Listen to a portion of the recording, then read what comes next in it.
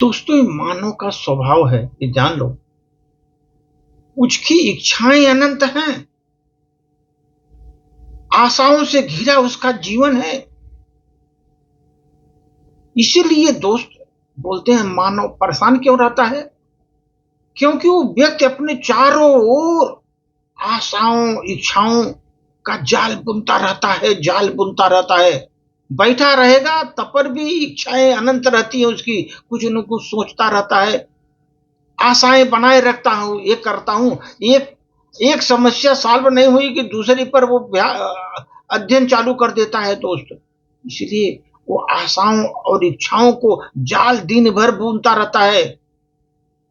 हमारी ये आशा पूरी होगी तो इसके बाद ये करेंगे, हमारी इच्छा ये पूरी होगी इसके बाद दूसरी इच्छा, अंदर अंदर वो जाल बनता रहता है एक एक का।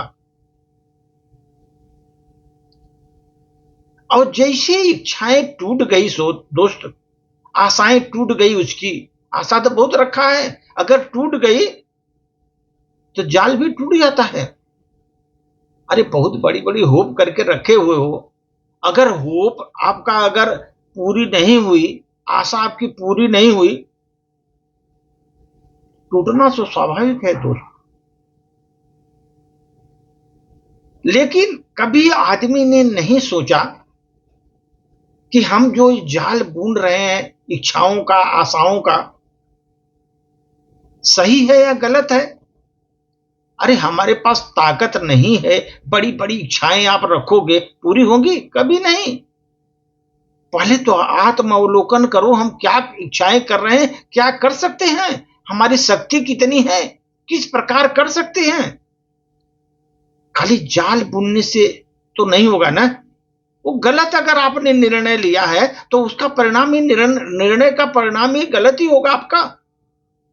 कभी नहीं सोचा लोगों ने, आशाएं टूट गई, इच्छाएं नहीं पूरी हुई, आदमी व्यथित हो जाता है। वो कभी नहीं आत्मावलोकन करता, नहीं हमारी जो हमने इच्छाएं की थी गलत थी, गलत किया था मैंने, हमें ऐसी इच्छाएं नहीं करना चाहिए था, क्योंकि हम इस तरह का आशा और इच्छा रख करके पूर्ति जो नहीं हो पाएगी, ऐसी इच्छाओं से क्या मतलब।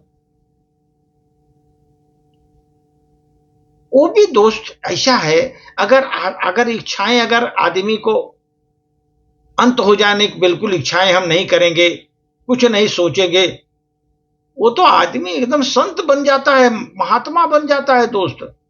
ये चिंताएं, आशाएं और ये जो आदमी की चारों तरफ इच्छाएं ना, यही घेर कर माया मोह में पड़ा रहता है।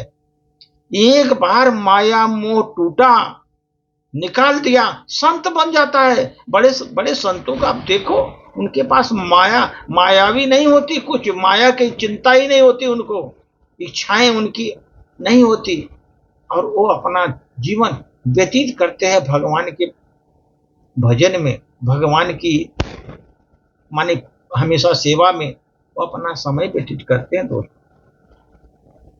ये ध्यान रखो,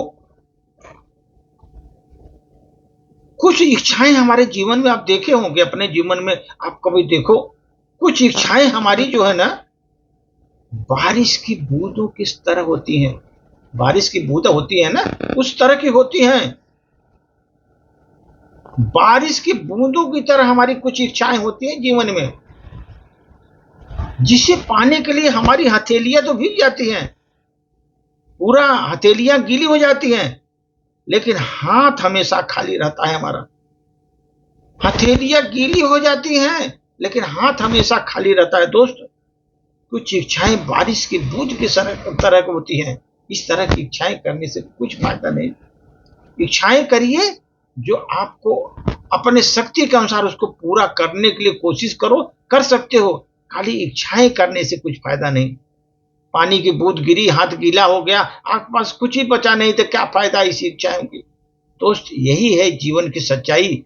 इच्छाएं उतना करो जितना आप इच्छाओं की पूर्ति में अपना मन लगा सको। इच्छाओं में आप इच्छाओं का दमन कम से कम करके जितनी इच्छाएं करो उतने सफलता प्राप्त करो। धन्यवाद।